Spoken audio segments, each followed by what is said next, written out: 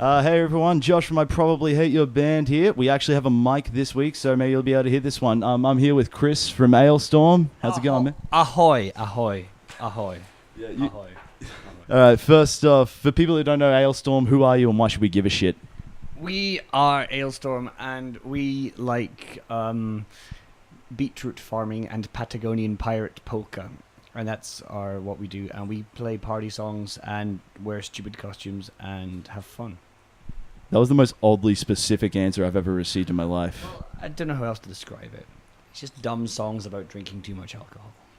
Fair enough, man. You released Sunset on the Golden Age about a year ago at this point. Have you basically made a firm decision that you guys are the AC/DC of folk metal and you're just going to release the same album 20 times to rave reviews? That'd be awesome, wouldn't it? I reckon we could do that.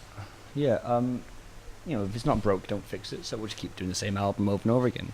Just change the lyrics here and there. No one will probably notice. It'll be fine.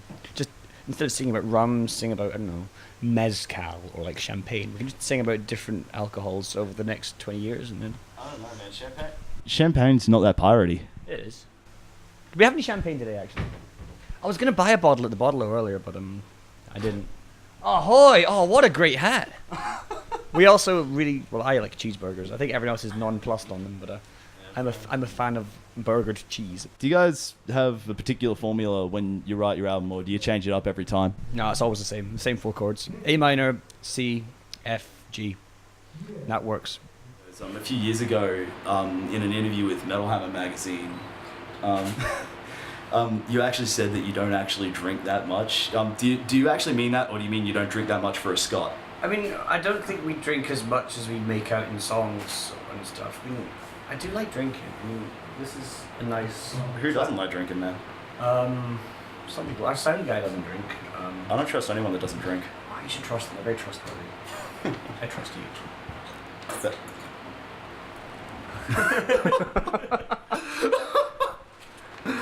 Oh, we can edit that. All right. You know, peeling the labels is a sign of sexual frustration. I know. I was thinking the same thing. Yeah, man. Also on the album is a cover of "Hangover" by Tyre Cruz. How does it feel to have the most boring pop cover of all time? It's not boring. It's awesome. It's the best pop cover. It's four chords. No. I mean your cover of it is boring. Oh no, it's not. Ours is so much better. Like, I used to think that song was good, then I listened to our version and I realized ours is so much better. It's not boring. It really kicks off live. It's the most fun thing. I'm sure live it's going to be awesome. And again, it's proof that you can make the best song ever with just four chords. I don't think it's A, C, F, G on this one. See, that this one's a bit more progressive. It might have a D in there somewhere as well. Yeah, I remember back in like 2008, 2010 on MySpace. 2009. Between those years, whatever, mate. Like it was fucking listen, all right. But yeah, I remember back on on MySpace, you used to release like cover songs of like Safety Dance and all that sort of thing. Yeah, like, that was when I was really bored. Yeah, do you reckon you're ever gonna like release an album like that or anything like that? Like just covers with just you? I reckon one day we might just do an Alestorm covers album. You know, it's a good way to fulfill contractual obligations and make some money without using too much effort. So yeah, it's have to pay the bills somehow. Yeah. Since you guys have two keyboard players, yeah. I'm wondering about the keyboard setup. Like, what do you do as far as live setup goes and the studio setup goes? Like, because I don't give a shit about the guitar or bass. So the thing is, it's all right, Matty. People love you. But the thing is, like, we're one of the few metal bands that actually plays live, which is quite cool. Like most bands, I mean, not there's nothing against backing tracks, but. Yeah. We don't use any, like we play live, like pretty much every other band you'll ever hear these days is playing to a tape, into a click. Yeah. We just play live, no click, no nothing. So if we want to reproduce the ridiculous orchestral nonsense on the album we need all two keyboards. But I just use my crappy keytar. It just sounds like some 1980s toy. And Elliot has more lush sounding things, nice big realistic patches. And he's got three keyboards because we can. I mean, he's only got two hands but three keyboards, so just because it looks cool. Your music is readily available on the Pirate Bay, obviously. So I saw on your laptop, with your uTorrent open, getting the latest album because you hadn't heard it and you're pretending to like us.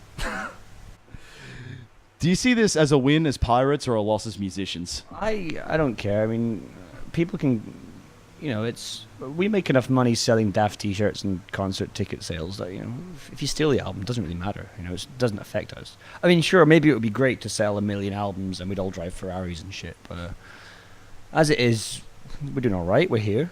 You know, we got this far. I've got a hat on my head.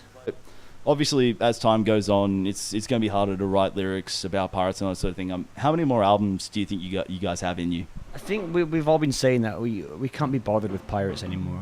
So, well, we want to write songs about pirates in the most tenuous way ever. So, like, I want to write a song about Batman on the next album, and like maybe Batman wears an eye patch, you know, or maybe like a recipe for a cake, but you need to have a hook hand to make the cake or something. You know, just stupid things with very, very tenuous links to piracy. And if we do that, we can just go on forever. You know, that is actually fucking genius. It's well, it's how AC/DC's gotten away with just writing about rock and roll for 15 albums straight. Yeah, it works. And they like cannons as well. We like cannons. We have a lot in common. I actually saw them live 2 weeks ago. Yeah. It was fucking insane, man. Yeah, they're touring Australia right now, aren't they? Yeah, they take like 5 weeks to do like 10 shows. I know. We were hoping we could go and see them in Melbourne after this tour, but they're not going to play Melbourne for like maybe for 3 years because they've got to build their stage. What's the next big plan? Like, obviously you're done album 4 now, and you scraped the barrel for that one. Hey, Lamau. Lamau. I don't know why I committed to that. Lamau. Whatever. What's next?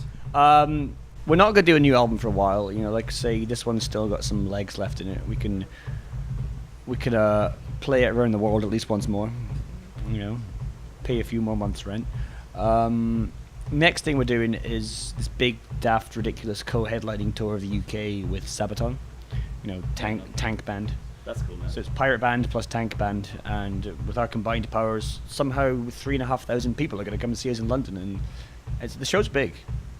That's Yeah. awesome, man. Yeah, like it's maybe the smallest show is like 1,000 people on that tour, so it's going to be crazy. You know, like they'll have like a, you know, I don't know if you've seen Sabaton live or seen pictures of them, but like they have they've got a tank on stage. I've literally never heard of them. Oh, they're like a power metal band. They played like 100,000 people, whatever, in Europe and shit. But they have a tank on stage. We think tanks are dumb. We're gonna have an inflatable duck on stage. You know. Well, thank you for your time. We got one more question for you. Basically, what I'm going to do is I'm going to give you 3 bands. The first band you've got to do a world tour with. The second band you've got to release a split with. And the third band has to break up. Okay, so the 3 bands are Fintroll, Tirasas, and are any of the members in this room are Lagerstein? Oh, Lagerstein. Ooh. I reckon. I don't know why I haven't been using this hand this whole tour. I reckon. What a good hand. World tour with Lagerstein, because we pretty much have already done that, and it's good. I'd like to do a split with Fintroll, because we've their singer Vreth, he's or Matthias, whatever.